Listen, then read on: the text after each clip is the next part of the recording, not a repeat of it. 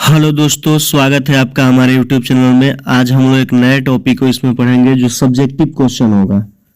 Chemistry का ये chapter है कार्बन एड्स कंपाउंड, जो क्लास 10th के लिए है। बहुत ही इंपॉर्टेंट सेशन होने वाला है ये। अगर आप हमारे चैनल पर नए हैं तो चैनल को सब्सक्राइब कीजिएगा और अपने दोस्तों में शेयर कीजिएगा।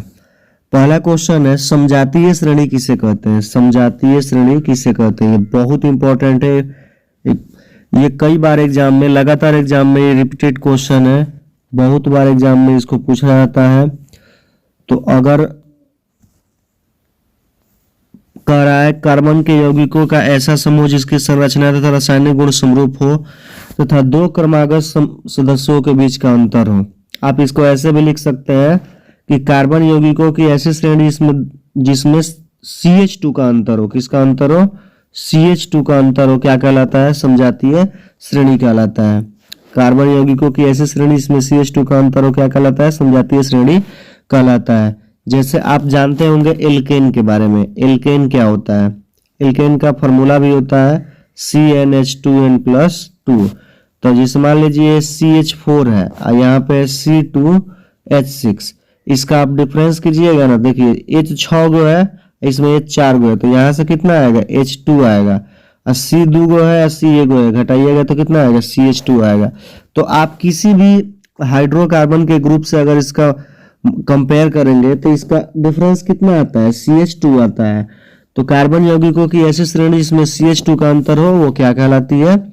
समजातीय श्रेणी कहलाती है। आप इस बात को समझ पाए होंगे। नेक्स्ट क्वेश्चन है, समयावता किसे कहते हैं? तो देखिए समयावता क्या होता है?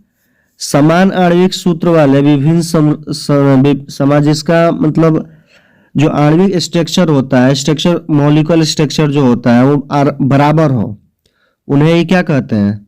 समयावता कहते हैं। समयावता अलग अलग टाइप का होता है।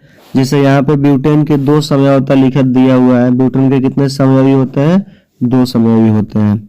अगला क्वेश्चन है, जीवाश्म ईंधन से आप क्या समझते हैं? तो जीवाश्म ईंधन आपको पता ही है। जैसे मान लीजिए कि आप सुने होंगे कोयला तो लाखों वर्ष पूर्व या चाहे करोड़ों वर्ष पूर्व पृथ्वी की सतह पर जो दबे हुए अवशेष प्राप्त हुए, किससे? पेड़ पौधों तथा पशुओं से, उन्हें क्या कहते हैं? जीवाश्म ईंधन कहते हैं। और कोयला तथा पेट्रोल क्या है? जीवाश्म ईंधन। ये क्वेश्चन लगातार रिपीट होते रहता है।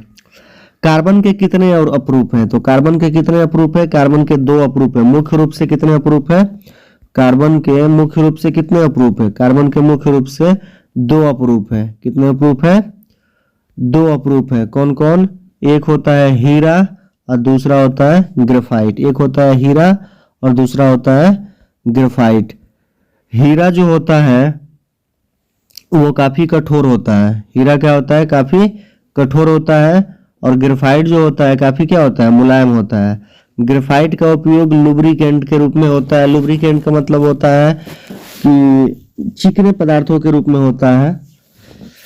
अगला क्वेश्चन है, हाइड्रोकार्बन क्या है? तो हाइड्रोकार्बन पता है, हाइड्रोजन और कार्बन के मिलने से बनता है हाइड्रोकार्बन। हाइड्रोजन और कार्बन के मिलने से क्या बनता है? ये है हाइड्रोजन और ये है कार्बन।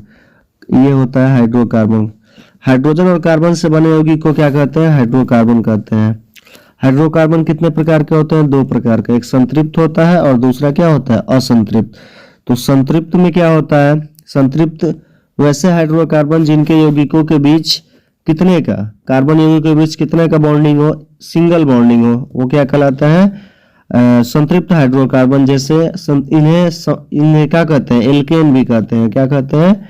एल्केन भी कहते हैं। इनका सामान्य सूत्र आप देख रहे होंगे CnH2n+2। अगला है असंतृप्त हाइड्रोकार्बन। इनमें डबल और ट्रिपल दोनों बॉन्ड बनता है। और असंतृप्त हाइड्रोकार्बन में एल्कीन एल्काइन दोनों आता है। यानी CnH2n एक आएगा और एक आएगा CnH2n-2। ये एल्कीन है और ये एल्काइन है।